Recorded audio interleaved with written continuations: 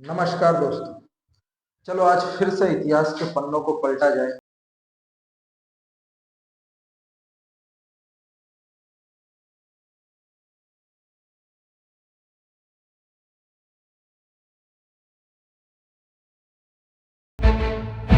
हाँ दोस्तों, मैं बात कर रहा हूँ आज के 70 से 80 साल पहले बंगाल विभाजन कैसे हुआ, बंगाल भारत से अलग कैसे हुआ।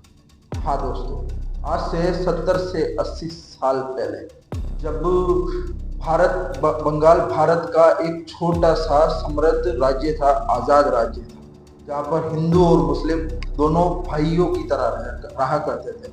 हिंदू भी बड़ी भारी संख्या में थे और मुसलमान भी बड़ी भारी संख्या में वहां पर रहा करते थे। हाँ दोस्तों, मगर फिर 1905 में लॉर्ड कर्जनल ने फूट डालो राज करो की नीति अपनाई, जिससे कि हिंदू और मुस्लिम के बीच में दरार पड़ने लगी।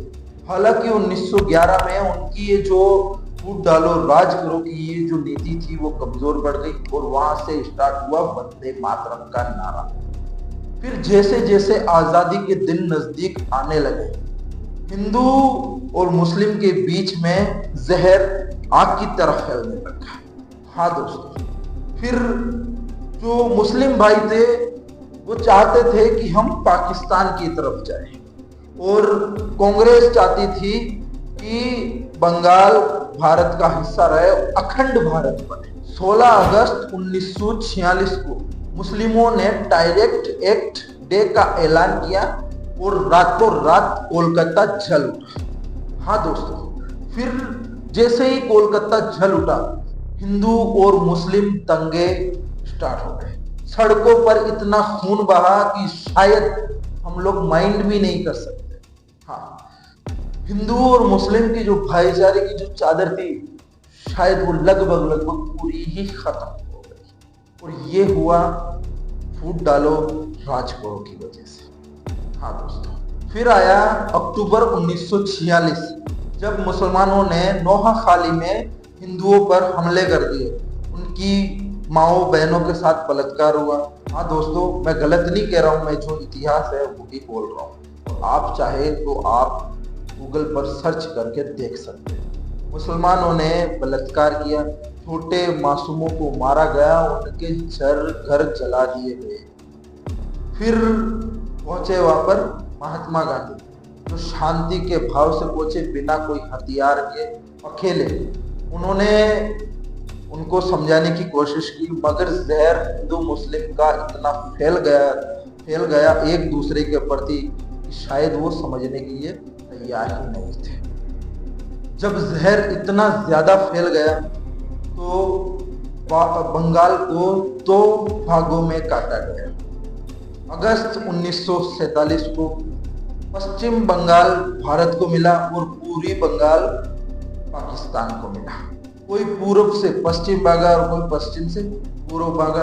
अपने ही लोग अपने ही घर से बेगाने हो गए और अपनी ही जमीन जायदाद, अपने घरों को छोड़कर उन्होंने कोई पश्चिम भागा कोई पूर्व भागा। ट्रेनों में लाशें आई, पूरे के पूरे गांव जला दिए गए और इंसानियत वहां पर बैठी बैठी हो रही थी।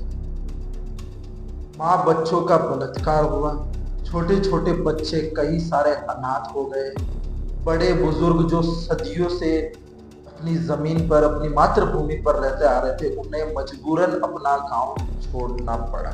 जिन लोगों ने जिंदगी भर, जीवन भर एक साथ जिए, भाईचारे के साथ रहे, आज वही हिंदू और मुस्लिम दोनों भाई एक दूसरे के खून के प्यासे हो गए।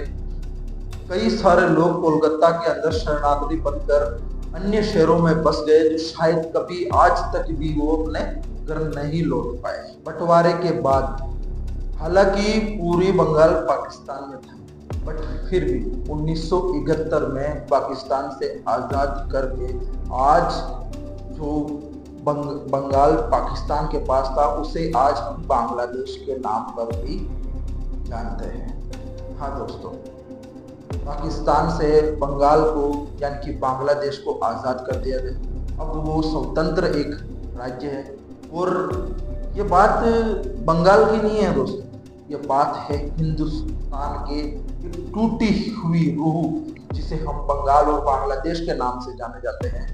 वो एक छोटी सी कहानी यह बहुत बड़ी अजोकी इतिहास याद रखेगा। अगर आपको हमारी वीडियो अच्छी लगी हो तो हमारी वीडियो को लाइक, शेयर और सब्सक्राइब करके ज़रूर जाना और कमेंट में ज़रूर लिखना कि आपको कौन सी बात अच्छी लगी, बंगाल विभाजन के बारे में आपको अच्छे से समझ में आया या फिर नहीं। अगली वीडियो आपको किसके ऊपर चाहिए ये भी हमें कमेंट में ज़रूर बताना। तब तक के हम मिलते हैं अगली वीडियो में। तब तक के लिए बाय बाय।